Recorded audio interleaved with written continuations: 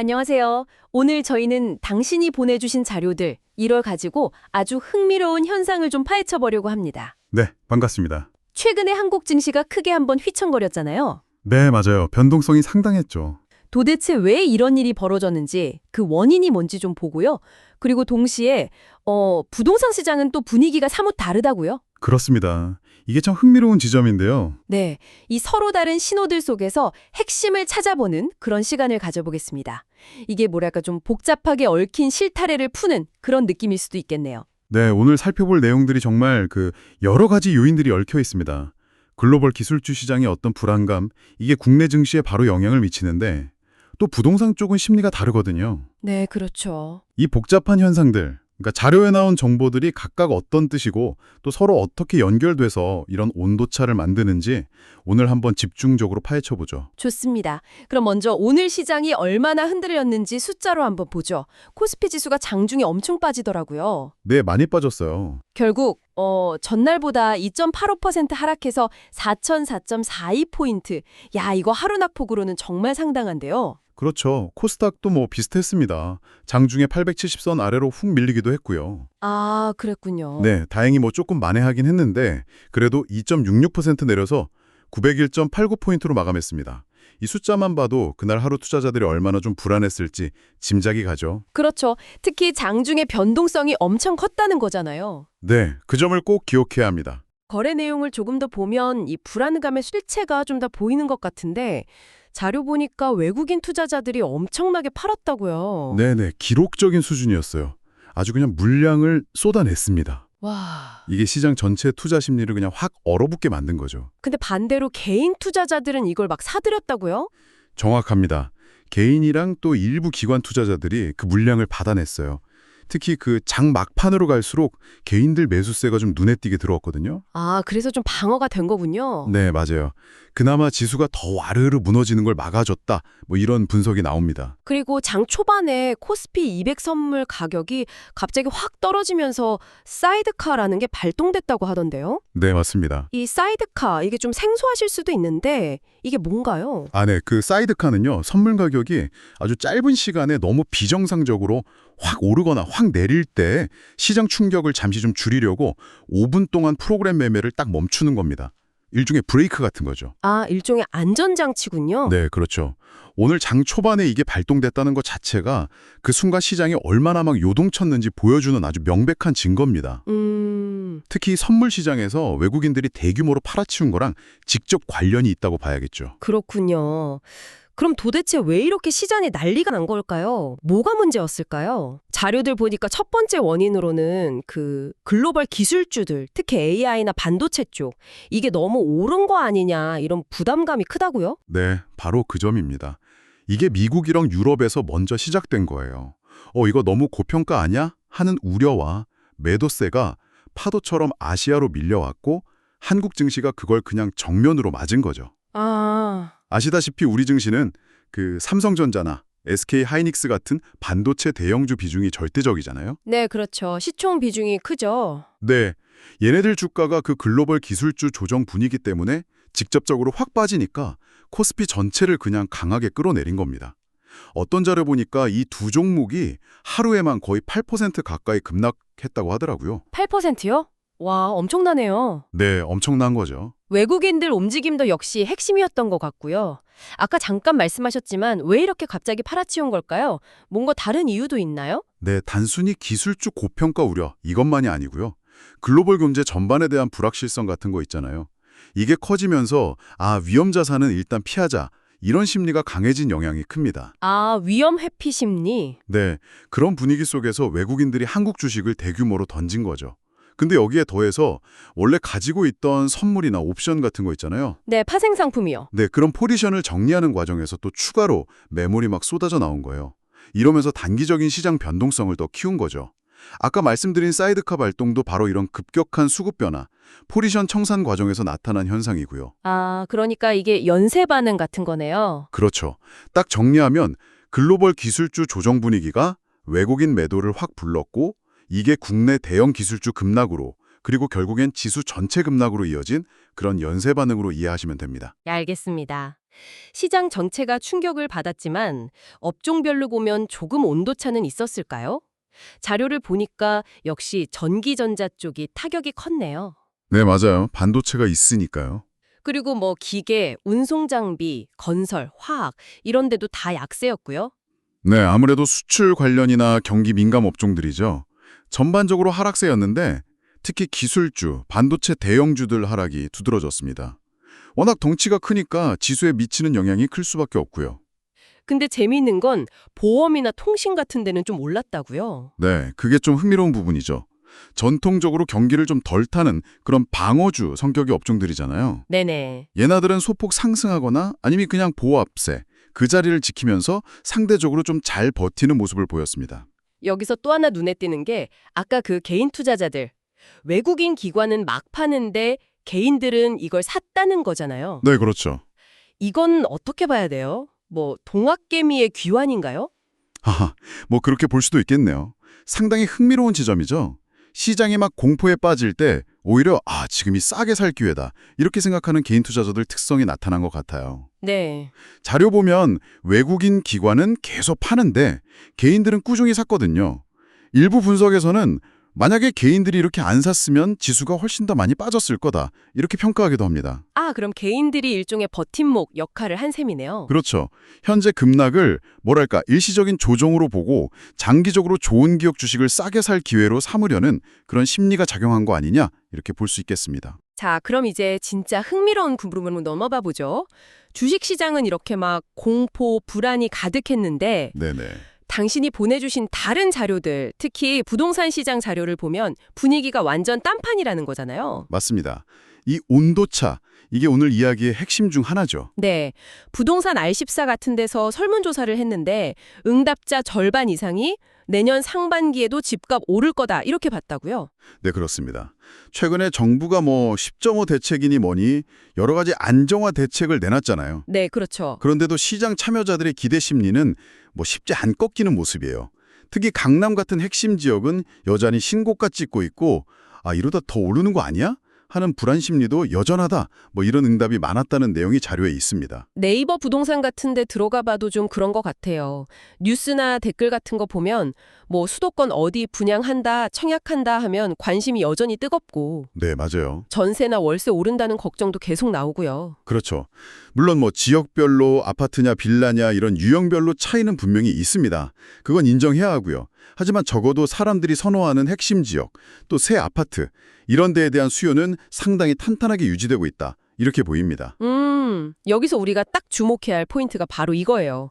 글로벌 경제 불안하다, 기술주 쇼크다 해서 주식시장은 엄청 흔들리는데 네. 이것과는 아주 대조적으로 핵심 지역 부동산에 대한 긍정적인 기대 심리는 여전히 강하다는 거.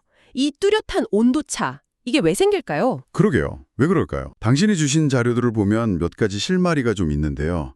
예를 들면 핵심 지역은 계속 공급이 부족하다. 이런 고질적인 문제라던가. 공급 문제. 네. 아니면 다른 건 몰라도 부동산은 결국 오른다는 그런 믿음. 자산 가치를 지키려는 수단으로 부동산을 선호하는 심리. 이런 것들이 좀 복합적으로 작용하는 거 아니냐. 이렇게 보고 있습니다. 정말 흥미로운 대비네요. 그럼 이번 증시 급락이랑 부동산 시장의 이 상반된 흐름, 이게 앞으로 뭘 의미하는지 전망을 좀 더 구체적으로 얘기해 볼까요? 먼저 주식시장부터요. 단기적으로는 어떨까요? 단기적으로는요. 그동안 시장을 막 끌어올렸던 AI니 반도체니 하는 기술주들 있잖아요. 네. 얘네들 과열됐던 게 어느 정도 좀 진정되는, 숨고르기 국면, 아니면 조정 국면, 이렇게 들어선 걸로 보는 시각이 많습니다. 조정 국면. 네, 물론 이 과정에서 시장 변동성은 당분간 계속 좀 높을 수 있어요. 그러니까 레버리지 많이 쓰셨거나 특정 파생 상품에 투자하신 분들은 좀 위험할 수 있다.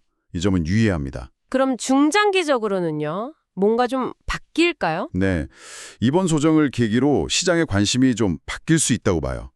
단순히 성장할 거야 이런 기대감만 보는 게 아니라 실제로 꾸준히 돈 잘 벌고 현금 흐름 좋은 기업들 있죠. 네, 실적이 탄탄한 곳들. 네, 아니면 경기를 좀 덜 타는 아까 말한 보험이나 통신 같은 방어적인 업종들 이런 쪽으로 관심이 옮겨갈 가능성이 있습니다.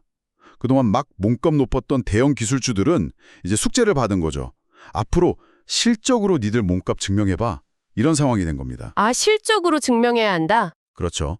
이걸 좀 더 큰 그림에서 보면 투자자들이 기술주에서 돈을 빼서 다른 유망해 보이는 쪽으로 옮기는 그런 섹터 로테이션, 이게 본격화될 수도 있다는 신호로 볼 수도 있습니다. 그렇군요. 부동산 시장 전망은 그럼 어떻게 정리할 수 있을까요?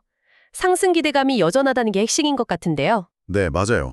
시장 참여자들 마음속에 그 기대 심리가 아직 살아있다는 게 중요합니다. 그래서 앞으로 시장 방향은 두 가지에 크게 달렸다고 봐요.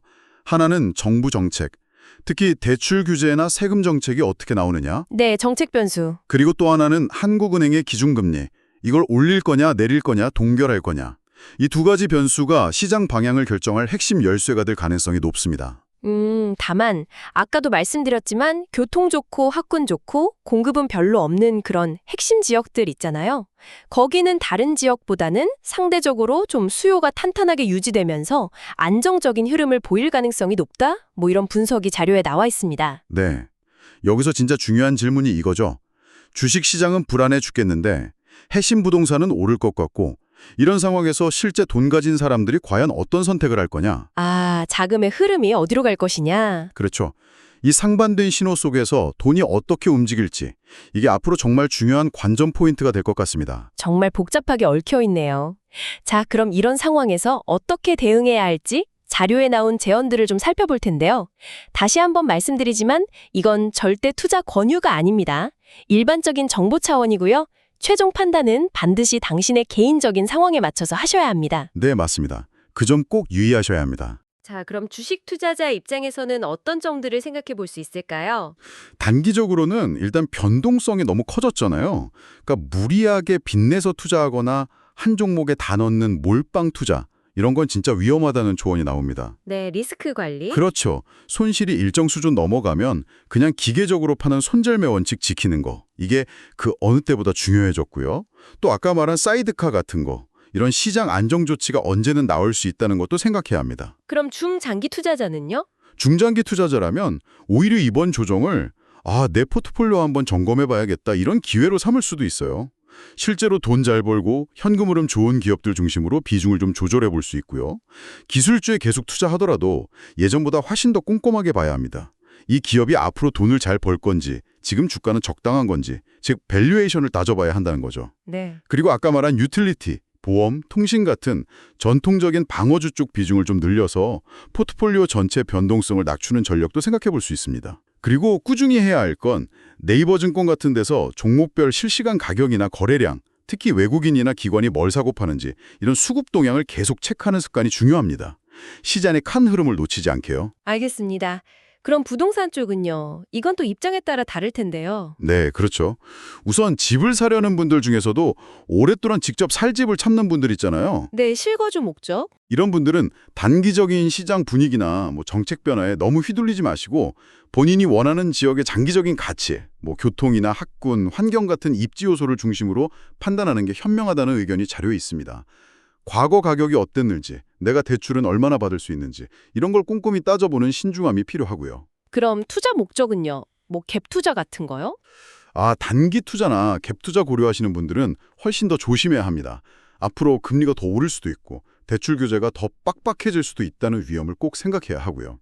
또 지역별로 상황이 다 다르잖아요. 네, 그렇죠. 그러니까 그냥 오르겠지 하는 기대감만 가질 게 아니라 실제로 빈집이 생길 가능성, 세금 부담, 수리비 같은 유지보수 비용까지 다 계산해서 정말 수익성이 나오는지 시뮬레이션을 꼭 해봐야 한다는 겁니다.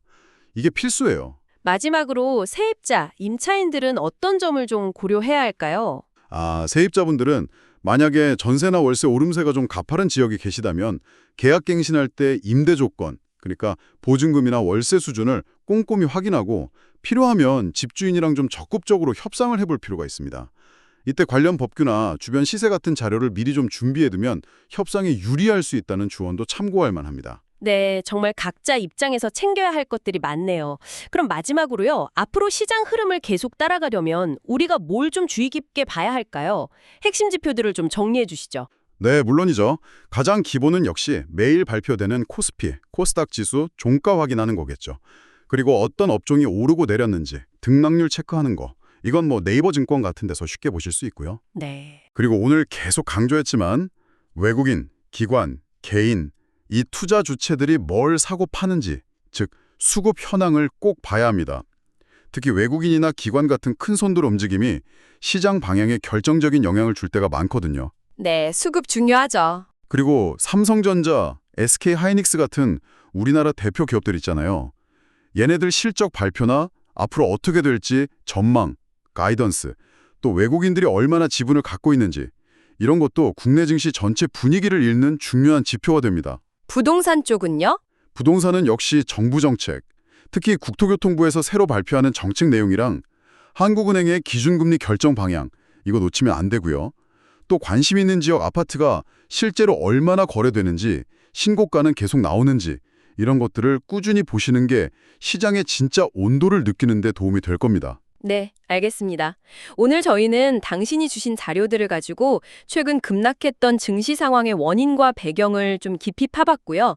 동시에 이와는 좀 다른 온도를 보이는 부동산 시장 상황까지 함께 짚어봤습니다. 네.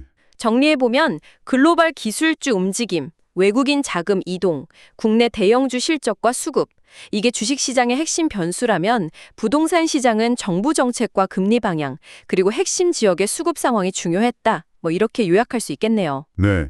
그리고 오늘 분석에서 가장 흥미로웠던 건 역시 이 두 시장 사이의 뚜렷한 온도차였죠. 엄청나게 변동성이 커진 기술주 중심의 주식시장, 그리고 핵심 지역을 중심으로 아직도 상승 기대감이 강한 부동산 시장. 이 현상, 앞으로도 계속 주목해야 할 것 같습니다. 네. 오늘 저희가 나눈 이야기들을 바탕으로 당신은 한번 이렇게 생각해 보시면 어떨까요? 왜 비슷한 거시경제 신호들 앞에서 주식과 부동산이라는 서로 다른 자산 시장은 이렇게 다르게 반응하는 걸까? 그 밑바탕에는 과연 어떤 경제적, 사회적 요인, 혹은 어쩌면 우리 마음속 깊은 곳의 심리적 요인들이 복합적으로 작용하고 있는 것일까? 이것이 오늘 저희가 당신께 던지는 마지막 질문입니다. 네, 오늘 깊이 있는 분석 정말 감사합니다. 다음에도 당신에게 꼭 필요한 정보와 통찰을 가지고 다시 찾아뵙겠습니다. 네, 감사합니다.